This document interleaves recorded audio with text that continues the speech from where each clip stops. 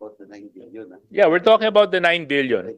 How many Filipinos did not receive what they were supposed to receive?